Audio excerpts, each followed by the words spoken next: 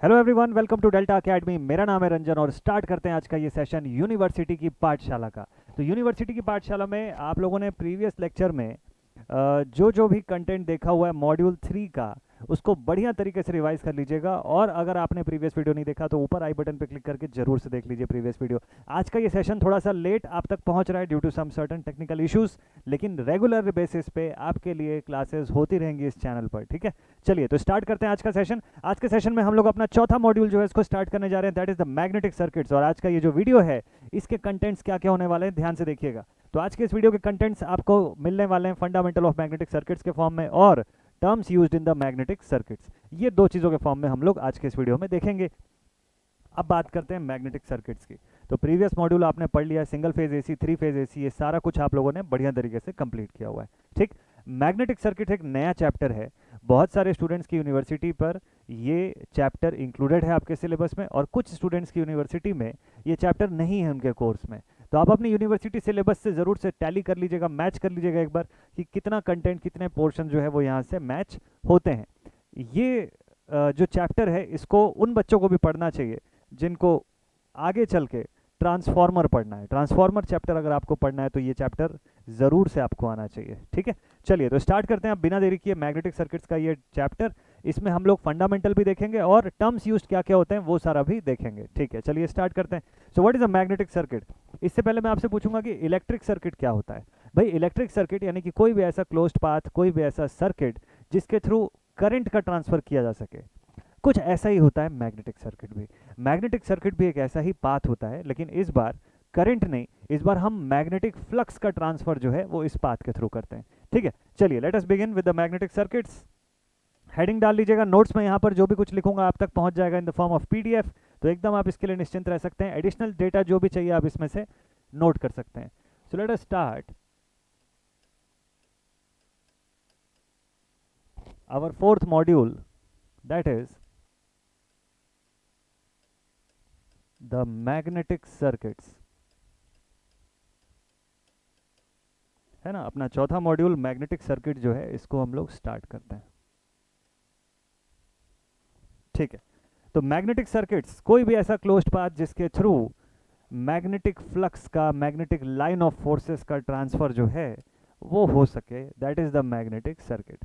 जैसे सपोज कर लीजिए कि मेरे पास एक यहाँ पर एग्जाम्पल के तौर पे बार मैग्नेट है, ठीक है। लेट अस सपोज कि मेरे पास एज अ एग्जाम्पल यहाँ पर एक बार मैग्नेट है, ये इसका नॉर्थ पोल है, यहाँ पर इसका साउथ पोल मैं शो कर रहा हूँ, ठीक।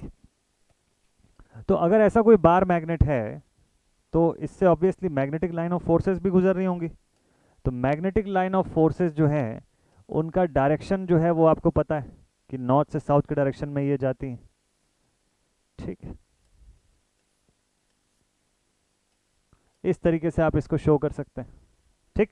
तो magnetic line of forces north से साउथ की दिशा में जब ट्रैवल कर रही हैं, तो अगर सपोज कर लीजिए कि मैं यहाँ पर कोई एक मटेरियल लेकर के आता हूँ, इस तरीके का कोई मटेरियल, तो magnetic line of forces, electromagnetic wave या मैग्नेटिक वेव्स जो होती हैं वो किसी भी कंडक्टर या इंसुलेटर का इंतजार नहीं करती है। मतलब ऐसा नहीं होता है कि इंसुलेटर लगा दो तो उससे magnetic line of forces pass नहीं हो सकती। Since they are having a wave nature, ये आसानी से ऐसे किसी भी मटेरियल के थ्रू पार हो सकती हैं। तो इलेक्ट्रिक सर्किट से या इलेक्ट्रिक करंट से इनके अंदर ये एक सबसे बड़ा डिफरेंस होता है। ऐसे ही और डिफरेंस और एनालॉजीज, ये दोनों ही चीज़ों को हम लोग आगे आने वाले ड्यूरेशन पर देखेंगे, ठीक है, आज के इस लेक्चर के भीतर। तो इसको समझते हैं। तो मैग्नेटिक सर्किट का मतलब ये होता है कि किसी भी तरीके का एक क्लोज्ड पाथ जिसके through magnetic line of forces का ट्रांसफर किया जा सके, through which the magnetic line of forces should be transferred, जिसको कि हम लोग फ्लक्स बोलते हैं। अब एक बड़ा बहुत ही कॉमन सा वर्ड है कि magnetic line of forces are flowing through the element. This word is typically wrong. ये जो वर्ड है ये टिपिकली गलत है। अगर कोई भी आपको ये बोलता है कि मैग्नेटिक फ्लक्स फ्लो हो रही है, तो ये वर्ड ही अपने आप में गलत है। क्यों गलत है मैं इसका रीजन बताता हूँ। आप हर बार ये चीज पढ़ते हैं कि करंट का फ्लो हो रहा है वायर के अंदर से, करंट का फ्लो जो हो रहा है इस सिस्टम के अंदर से हो रहा है, उस कंडक्टर के अंदर से हो रहा है, वहां तक बात समझ में आती है। लेकिन जब आप बोलते हैं कि मैग्नेटिक फ्लक्स फ्लो कर रही है उस वायर से, मैग्नेटिक फ्लक्स फ्लो कर रही है उस कंडक्टर के भीतर, तो ये स्टेटमेंट गलत हो जाता है। What is the reason behind it. Reason ये है कि भाई जब आप करंट की बात करते हो तो वहां पर फिजिकली वहां इलेक्ट्रॉन्स का फ्लो हो रहा है, ठीक है। फ्लो वर्ड और ट्रांसफर वर्ड का अंतर मैं आपको थोड़ा सा बता देता हूँ इस कंटेक्स्ट में, ठीक है, इस कंटेक्स्ट में जो हम लोग अभी यहाँ पे पढ़ रहे हैं।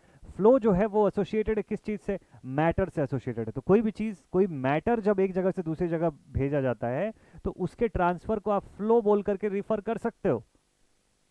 वेव का जब एक जगह से दूसरी जगह ट्रांसफर होता है उसको फ्लो नहीं बोल सकते हो। क्यों? क्योंकि उस वेव के अंदर कोई भी ऐसा फिजिकल मैटर जैसी चीज नहीं है, और जब तक मैटर नहीं है फ्लो वर्ड गलत हो जाएगा वहां पे। अब समझ गए आप? तो जिस मैग्नेटिक फ्लक्स की आप बात करते हैं, अगर आप लिखते हैं कि मैग्नेटिक फ्लक्स फ्लो हो रहा है, इसका मतलब आप ये बोल रहे हैं कि मैग्नेटिक फ्लक्स जो है it is having a matter nature, मतलब उसका नेचर जो है वो मैटर का नेचर है, मतलब इट हैज सम मास, जो कि गलत है because it is a wave, है ना, वो वेव के फॉर्म में आपको रिप्रेजेंट हो रही है। ठीक है, तो कंसेप्चुअल मिस्टेक है अगर कोई आपको ये बोलता है कि मैग्नेटिक फ्लक्स फ्लो हो रही है। मैंने कई बार स्टूडेंट्स को भी ऐसा बोलते सुना है, और इवन टीचर्स को भी मैंने बोलते सुना है कि ट्रांसफार्मर में एक कोर है साहब, वहाँ से दूसरे मतलब एक साइड की वाइंडिंग है, उससे दूसरी वाली वाइंडिंग में फ्लक्स फ्लो हो रही है। फ्लो वर्ड कहाँ से आ गया? जब वेव की बात हो रही है तो फ्लो इज नॉट राइट। चलिए ठीक है, तो अब यहाँ से ऐसे ही कुछ टर्म्स आपको पता होने चाहिए मैग्नेटिक सर्किट्स के, टेक्निकल टर्म्स। और मैं एक चीज़ बता दूं कि ये जो टेक्निकल टर्म्स है ये बिल्कुल बेस है। अगर आपको ये सारे टर्म्स आते हैं ना तो इस चैप्टर के सारे न्यूमेरिकल आपके इन्हीं सब टर्म्स से बनने वाले हैं। तो ध्यान से देखिएगा, स्टार्ट करते हैं हम लोग। The terms used in magnetic circuits, the terms used in magnetic circuit. Terms used के साथ साथ इसी टॉपिक के अंदर एक और चीज़ आपको बताऊंगा, that is analogy of magnetic circuit with electric circuit. ठीक है, एनालॉगस क्वांटिटी भी साथ साथ बताऊंगा आपको, ध्यान से नोट करते जाइएगा, बहुत इंपॉर्टेंट है ये, इससे एग्जाम में क्वेश्चन आया हुआ है और भी आ सकता है। तो स्टार्ट करते हैं from the very first term. पहला टर्म जो है that is magnetic flux. This is magnetic flux. Magnetic flux किसको बोलते हैं? मैग्नेटिक फ्लक्स या मैग्नेटिक लाइन ऑफ फोर्सेस जो ओरिजिनेट होती है किसी भी मैग्नेट के यूनिट नॉर्थ पोल से, they are the magnetic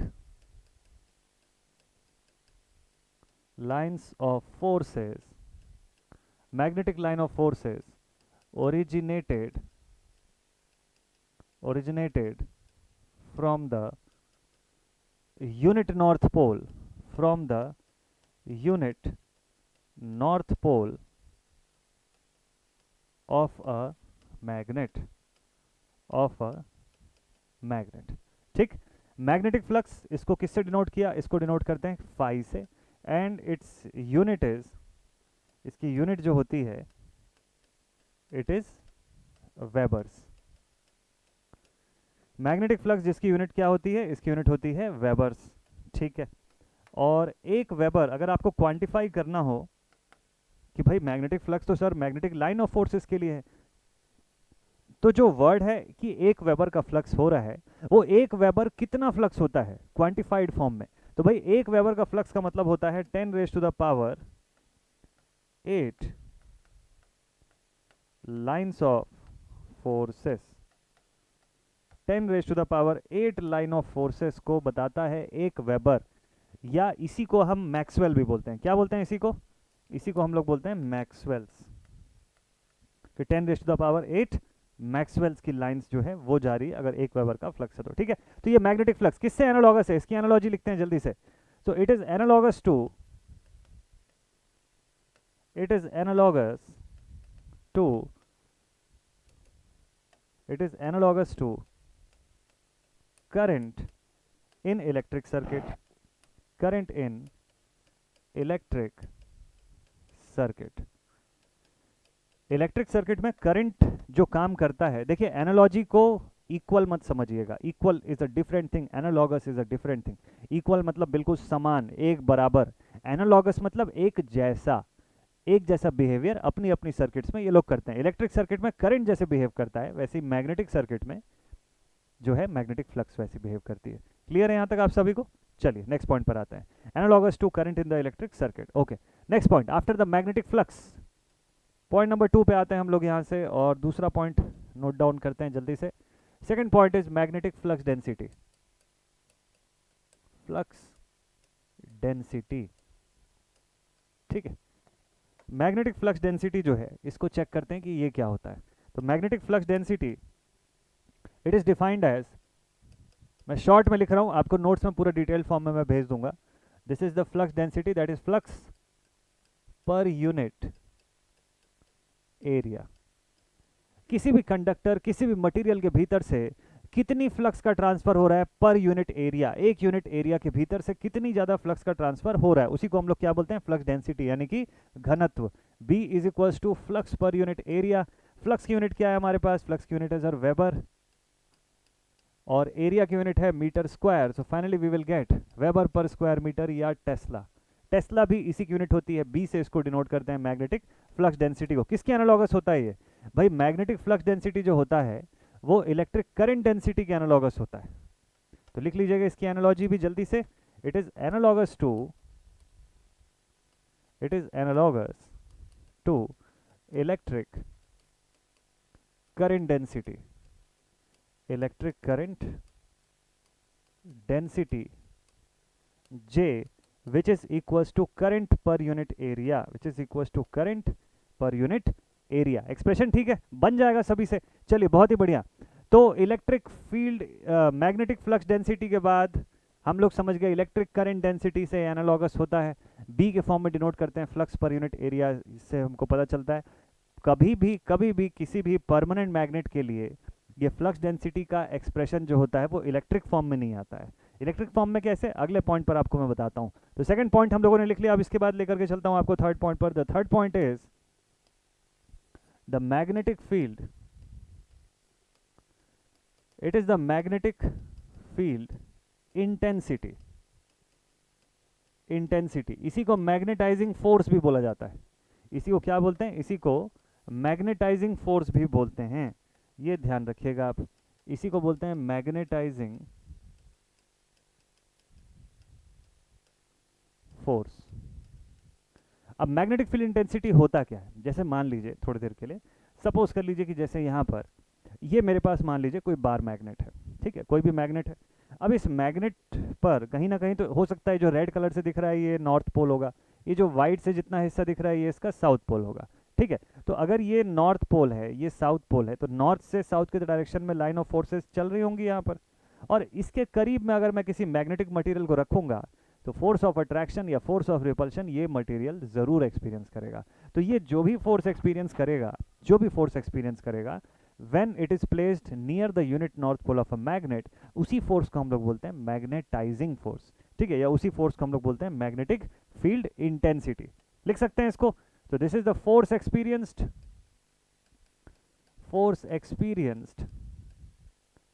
by the magnetic material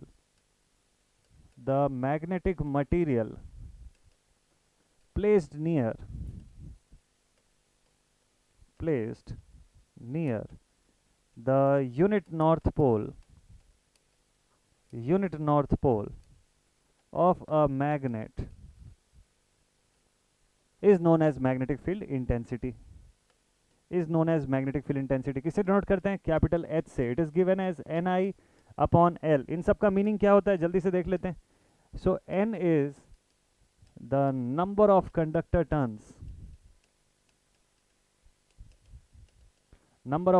turns, I तो आप सबको पता है कि it is the supply current, और L जो होता है it is length of conductor in meter। Supply current ampere में, और नंबर ऑफ कंडक्टर टर्न्स की कोई अलग से यूनिट नहीं होती है, टर्न्स के फॉर्म में इसको लिखते हैं। इसीलिए इसका एक्सप्रेशन जो है या इसकी यूनिट जो है वो हो जाती है, इसकी यूनिट हो जाती है एम्पियर टर्न्स पर मीटर। यानी कि इसको किस फॉर्म में लिखा जा सकता है, इसकी यूनिट हो सकती है एम्पियर टर्न्स पर मीटर, ऐसे भी लिखते हैं, या फिर एम्पियर पर मीटर भी लिखा जाता है। इसको टर्न्स को हटा दिया जाता है बिकॉज टर्न कोई फंडामेंटल यूनिट नहीं है, फंडामेंटल क्वांटिटी नहीं होती, ठीक है। तो फंडामेंटल यूनिट अगर होता तो टर्न्स को भी एक्सप्रेस कर देते हैं। अदर देन दैट नॉर्मली आप एम्पियर टर्न्स पर मीटर भी इसको लिख सकते हो। तो इसीलिए किताब में आपको 80 पर मीटर भी लिखा हुआ दिखेगा, A पर मीटर भी लिखा हुआ दिखेगा, both are right for the magnetic field intensity. लेकिन एक चीज इंपॉर्टेंट है जो यहाँ पे ध्यान दीजिएगा, H is equal to Ni/L जो मैंने लिखा हुआ है ये इलेक्ट्रोमैग्नेट के केस में वैलिड है। अगर परमानेंट मैग्नेट होगा तो ना कोई नंबर ऑफ टर्न है, ना सप्लाई करंट है, ना लेंथ ऑफ कंडक्टर है। So in the case of permanent magnet the value of H will be constant, H की वैल्यू फिक्स्ड रहेगी, कांस्टेंट रहेगी, it will not change for any permanent magnet. तो एक permanent magnet कितनी intensity बना सकता है वो फिक्स्ड रहेगी, आप उसको बदल नहीं सकते, वेरी नहीं कर सकते। इलेक्ट्रोमैग्नेट में वेरी कर सकते हो बाई, अगर सपोज कर लो नंबर ऑफ टर्न्स और एल सेम भी है, मतलब अगर कांस्टेंट भी है, तो भी इन दैट केस अगर आप करंट को बढ़ाते हो तो एच को बढ़ा सकते हो। लैब में अगर आप प्रैक्टिकल किए होंगे, बी एच कर्व का अगर आपने प्रैक्टिकल किया होगा, मेजरली यूनिवर्सिटीज़ में फर्स्ट सेमेस्टर में बी एच कर्व का प्रैक्टिकल रहता है, B H loop, hysteresis loop, B H curve किसी मटेरियल के लिए, ये ज़रूर से रहता है प्रैक्टिकल में। तो अगर आपने ये प्रैक्टिकल किया है तो देखिएगा कि एच वाली रीडिंग का कॉलम जरा ओपन करिए अपने डेटा बुक में, ठीक है। आप अपने डेटा वाले बुक में प्रैक्टिकल की जो बुक होगी, आपकी फाइल होगी प्रैक्टिकल की, उसको ओपन करेंगे तो उस कॉलम में आपको दिखेगा कि एच बढ़ रहा है, किसके आधार पे पता है, एच प्रोपोर्शनल टू आई के आधार पे बढ़ रहा है। मतलब धीरे धीरे ऑटो ट्रांसफॉर्मर से आप इंक्रीज करते जा रहे हो वैल्यू, यहाँ करंट की वैल्यू धीरे धीरे इंक्रीज हो रही है, उससे एच बढ़ रहा है। तो एच की रीडिंग में आप बेसिकली करंट की रीडिंग लिखते हो वहाँ पर, ठीक है, चेक करिएगा जरूर, आपको ये मिल जाएगा। तो ये डिटेल हमको पता होना जरूरी कि H is equal to N I upon L जो हम लोग यूज करते हैं, that is favourable only for electromagnet, not for the permanent magnet. Okay, permanent magnet में ये फिक्स डेटा रहता है, ठीक है। तो इसी के साथ हमारा ये पॉइंट कंप्लीट होता है, मैग्नेटिक फील्ड इंटेंसिटी। इसमें एनालॉजी मैंने आपको नहीं बताई, अभी बता देता हूँ।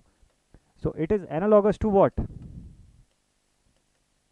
it is analogous to electric field intensity, electric field intensity, ठीक है, लिख सकते हैं इसको। चलिए नेक्स्ट पॉइंट पर आते हैं। सो आवर पॉइंट नंबर 4, चौथा पॉइंट यहाँ पर पहुँच गए हम लोग, इस 4th नंबर के पॉइंट पर, ठीक है। नंबरिंग सही चल रही है क्या, पिछला वाला 3rd था ना, ओके 3rd था, बिल्कुल सही है। तो after studying about the magnetic field intensity, अगला हमारा पॉइंट होता है जिसको बोलते हैं परमिएबिलिटी। नेक्स्ट हमारा पॉइंट है परमिएबिलिटी, ठीक। परमिएबिलिटी का मतलब क्या होता है, परमिएबिलिटी यानी परमिट करने की एबिलिटी, परमिट करने की ability, it is the ability of a material due to which it permits the transfer of magnetic flux through it. कोई भी मटेरियल अपने थ्रू कितनी आसानी से, कितने बेहतर वे में मैग्नेटिक लाइन ऑफ फोर्सेस को या मैग्नेटिक फ्लक्स को ट्रांसफर होने देगा, इसी क्षमता को हम लोग बोलते हैं परमिएबिलिटी। बिल्कुल सिंपल वर्ड्स में आपको मैं बता रहा हूँ, तो इसको आप लिखिएगा, it is the ability, short में लिखवा देता हूँ, it is the ability of the magnetic material to allow the transfer of magnetic line of forces through it। तो कोई भी मटेरियल अगर सपोज कर लीजिए कि उसकी परमिबिलिटी ज़्यादा है, तो मतलब ज़्यादा बढ़िया तरीके से मैग्नेटिक लाइन ऑफ फोर्सेस उसके थ्रू गुजर सकती है। किसी की परमिबिलिटी अगर कम है तो इसका मतलब कम आसानी से या थोड़ी मुश्किल से मैग्नेटिक लाइन ऑफ फोर्सेस उसके थ्रू गुजर सकती है। ये फैक्टर जानना बहुत ज़्यादा ज़रूरी था। और परमिबिलिटी का एक्सप्रेशन मैं आपको बता दूं, it is represented with mu and it is given as mu naught into mu R. इसको mu naught into mu R के फॉर्म में हम लोग रिप्रेजेंट करते हैं, जहाँ पर म्यू नॉट जो है ये एब्सोल्यूट परमिएबिलिटी को रिप्रेजेंट करता है। इसी को परमिएबिलिटी ऑफ वैक्यूम भी बोलते हैं, ठीक है। और इसका एक्सप्रेशन होता है 4 पाई 10⁻⁻⁷, यूनिट इसकी होती है हेनरी पर मीटर, इसकी यूनिट होती है, ठीक है। It is not a unitless quantity, बहुत सारे लोग गलती कर देते हैं इस पॉइंट पर, इसको यूनिटलेस बता देते हैं। So its unit is Henry पर मीटर, दिस इज इंपॉर्टेंट, ठीक है। देन इसके बाद दूसरा जो क्वांटिटी होता है, it is mu R which is the relative permeability, it is the relative permeability of medium। ये जो होता है ये हर माध्यम के हिसाब से वेरी करता है कि आप मैग्नेटिक लाइन ऑफ फोर्सेस को किस मीडियम से गुजार रहे हो, उसकी अपनी खुद की कुछ रिलेटिव परमिबिलिटी होती होगी। ज़्यादा रिलेटिव परमिबिलिटी होगी तो अच्छा कंडक्टर है, मैग्नेटिक लाइन ऑफ फोर्सेस को बढ़िया तरीके से ट्रांसफर होने दे रहा है। अगर कम रिलेटिव परमिबिलिटी होगी तो खराब कंडक्टर है, पुअर कंडक्टर है, वो ज़्यादा अच्छे से कंडक्ट नहीं कर पा रहा है मैग्नेटिक लाइन ऑफ फोर्सेस को, ठीक है। It is constant and it varies from material to material. Constant होता है किसी भी एक मटेरियल के लिए, लेकिन हर मटेरियल की अलग अलग होती है वैल्यू। अच्छा, इसमें आपको मैं बता दूं कि म्यू आर की वैल्यू, एक का डेटा बता देता हूँ, म्यू आर की वैल्यू 1 होती है for the case of air और vacuum, for the case of air और वैक्यूम, ठीक है। एयर हो या वैक्यूम हो, for both the cases it remains equal to 1। Apart from that दूसरे मटेरियल्स के लिए अलग अलग वैल्यू होती है इसकी। चलिए ठीक है, तो यहाँ तक हम परमेबिलिटी के बारे में पहुँच गए, इसके बारे में बात कर ली। अच्छा, इसकी एनालॉजी किससे बनती है? इलेक्ट्रिकल सर्किट्स में इसी के जैसा और कौन सा क्वांटिटी होता है? तो इसका एनालॉजी बनता है analogous to electrical, analogous to electrical conductivity, analogous to electrical conductivity. Electrical circuits में कंडक्टिविटी के एनालॉगस होता है ये, ठीक है। चलिए नेक्स्ट पॉइंट पर आते हैं हम लोग इसी के साथ। तो यहां तक हो गया हमारा पॉइंट नंबर 4। फिफ्थ पॉइंट पर आते हैं अब जल्दी से। चलिए let us start our fifth point. पांचवा पॉइंट शुरू करते हैं, ठीक है। तो यहां तक हमको इतनी एनालॉजी तो समझ में आ गई, ठीक है भाई। चलिए नेक्स्ट, थोड़ा सा धुआं भरा हुआ है थोड़ा सा अभी रूम पर, तो आई होप कि आप इसको माइंड नहीं करेंगे और आराम से आप पढ़ाई करेंगे, ठीक है। इस पर आपको सब विजिबिलिटी तो दिख रही है ना प्रॉपर? ठीक है ठीक है ठीक है, अभी जस्ट मैंने नोटिस किया। चलिए कोई बात नहीं। तो चलिए भाई, तो स्टार्ट करते हैं हम लोग, नेक्स्ट पॉइंट पर आते हैं। तो परमिबिलिटी हो गया, परमिबिलिटी के बाद नेक्स्ट पॉइंट आपको मैं बता दूं, that is reluctance, that is reluctance, ठीक है। रिलक्टेंस क्या होता है भाई? रिलक्टेंस जो होता है ना, वो बिल्कुल वैसे ही होता है जैसे रेजिस्टेंस होता है, रेजिस्टेंस की तरह ही होता है रिलक्टेंस किसी भी सर्किट के भीतर, ठीक है। तो it is like resistance in electric circuit, it is like resistance in electric circuit. तो रिलक्टेंस मतलब क्या होता है? देखिए रेजिस्टेंस क्या करता है, रेजिस्टेंस करंट को अपोज करता है, रिलक्टेंस मैग्नेटिक फ्लक्स की ट्रांसफर को अपोज करता है, ठीक है। तो it is the opposition offered, it is the opposition, it is the opposition offered to the transfer of,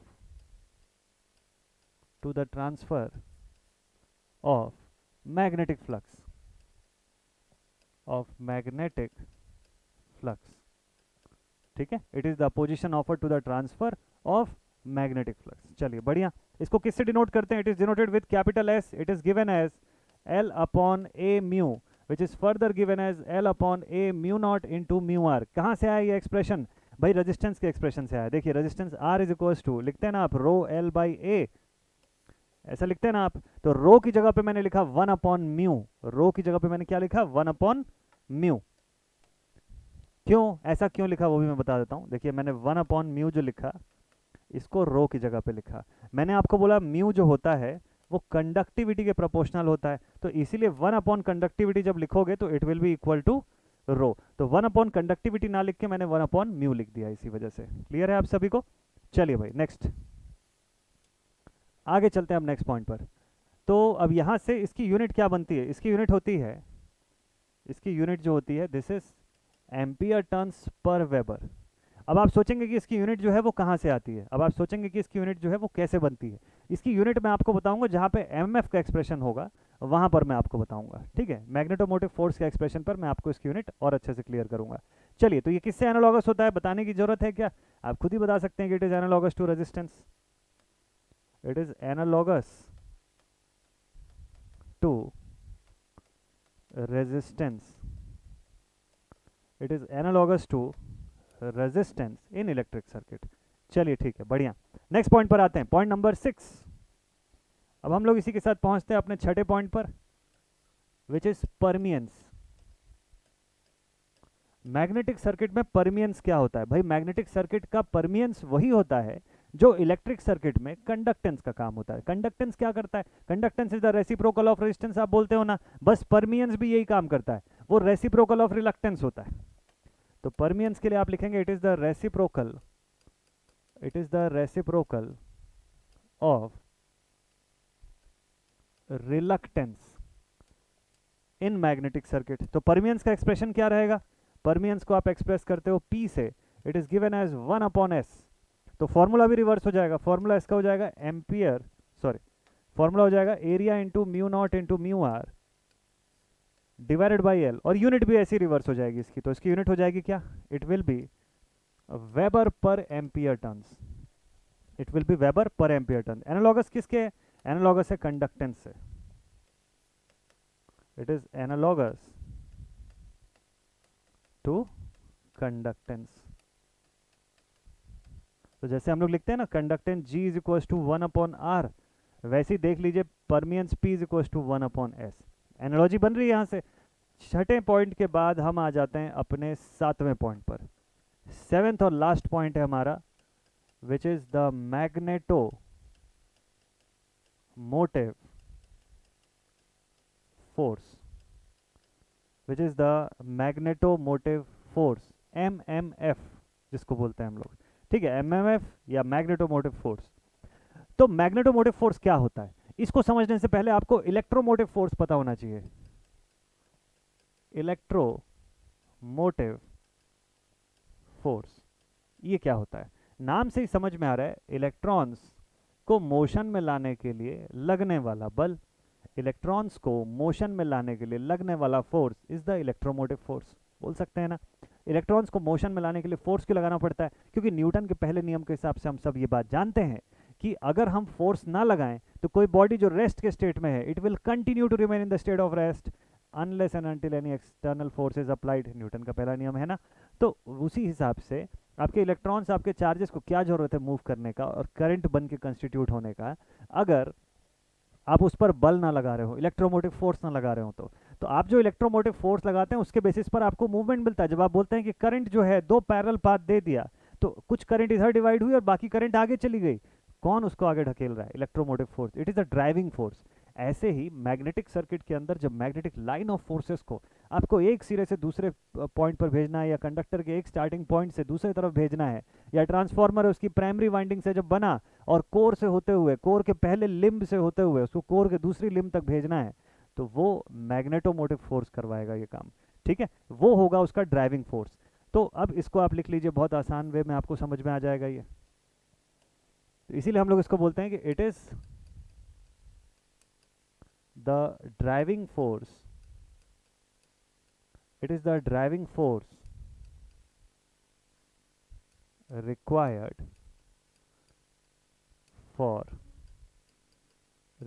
for the transfer of flux, for the transfer of flux in any magnetic circuit, in any magnetic circuit, ठीक है।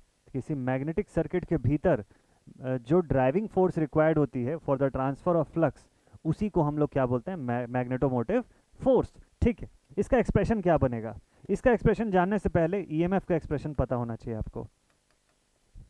Magnetomotive force के तीन expressions होते हैं, उससे पहले मैं आपको ईएमएफ का एक्सप्रेशन बताता हूँ। किसी भी सर्किट में ईएमएफ को उस सर्किट की करंट और रेजिस्टेंस के टर्म में लिखना हो तो कैसे लिखेंगे आप? I इंटू आर, ऐसे लिखेंगे ना। किस फॉर्म में लिखेंगे? I इंटू आर के फॉर्म में। तो MF क्या बनेगा? MF will be equal to phi into S. यहाँ करंट की जगह पे आप फ्लक्स यूज करते हैं और रेजिस्टेंस की जगह पे आप रिलक्टेंस का एक्सप्रेशन लिखते हैं, इस वजह से ये बनता है। अब सपोज कर लीजिए इसके अंदर मैं वैल्यूज डाल देता हूँ एस की, तो हमको लिखना पड़ेगा magnetomotive force will be equal to phi into S का एक्सप्रेशन क्या रहेगा बताइए?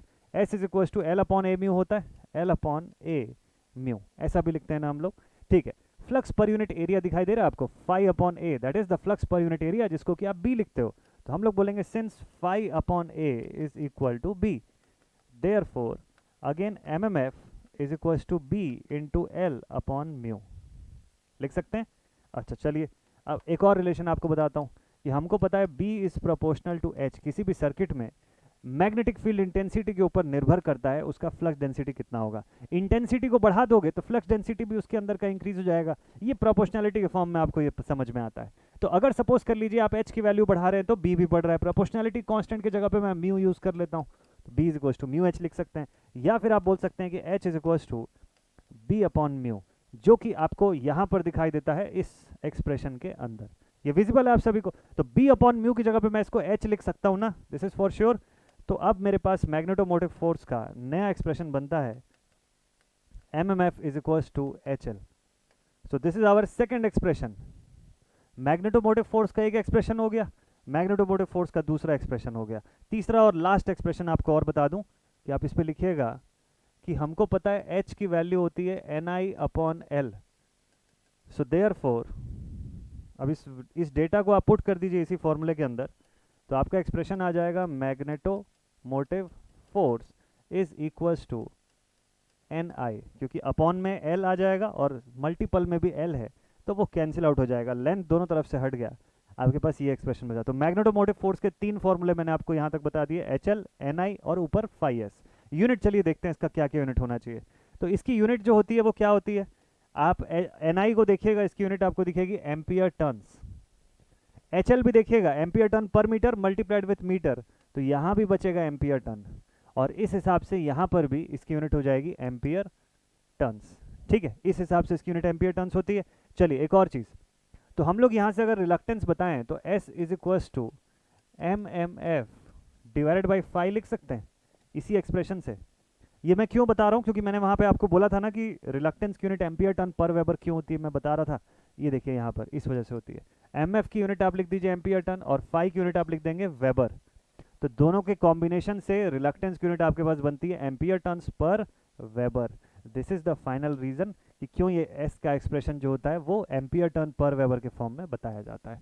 ठीक, तो ये थे कुछ मैग्नेटिक टर्म्स, कुछ और भी टर्म्स आपको मैं बताऊंगा, बट उस पर्टिकुलर टॉपिक के अंदर जब पहुंचेंगे तो और इंटरेस्टिंग टर्म्स आपको बताऊंगा, जैसे कि काईएम के बारे में हम लोग पढ़ेंगे कि काईएम क्या होता है, यानी कि जो मैग्नेटिक ससेप्टेंस जो हम लोग बोलते हैं वो क्या होता है, किस पर डिपेंड करता है, और कैसे उसके ऊपर टाइप्स ऑफ या different types of magnetic materials की आइडेंटिटी जो है वो बेस करती है, जैसे पैरामैग्नेटिक मटेरियल, डायामैग्नेटिक, फेरोमैग्नेटिक, फेरी मैग्नेटिक, एंटी फेरोमैग्नेटिक, ये सब कैसे पहचानते हैं हम लोग। ठीक है, तो आज का सेशन, आज का लेक्चर यहीं पर मैं एंड अप करता हूँ। आप सभी आई होप कि इसका नोट्स भी प्रॉपर बनाए होंगे और मस्त तरीके से ये समझ में आया होगा। अगर हाँ तो नेक्स्ट वीडियो को और बढ़िया आप इंजॉय करने वाले हैं, क्योंकि अब इसके आगे जो जो चीज़ें हम पढ़ेंगे एकदम प्रॉपर सीक्वेंस में आपसे सारी की सारी चीज़ें बनेंगी। न्यूमेरिकल्स भी आपसे बनने लग जाएंगे और आपसे जितने कंसेप्ट वाली जो चीज़ें हैं जिसके ऊपर बेस्ड क्वेश्चन आते हैं वो भी बनेंगे। नेक्स्ट सेशन पर आपको मैं प्रीवियस ईयर क्वेश्चंस भी दिखाने वाला हूँ अलग अलग यूनिवर्सिटी के। तो आज का वीडियो अब यहीं पर एंड अप करता हूँ। अगर आप यहाँ तक ये वीडियो देख रहे हैं तो thank you so much once again all my dear students, और मिलते हैं आप सभी से नेक्स्ट वीडियो में। So stay connected and thank you so much for watching this video. जय हिंद।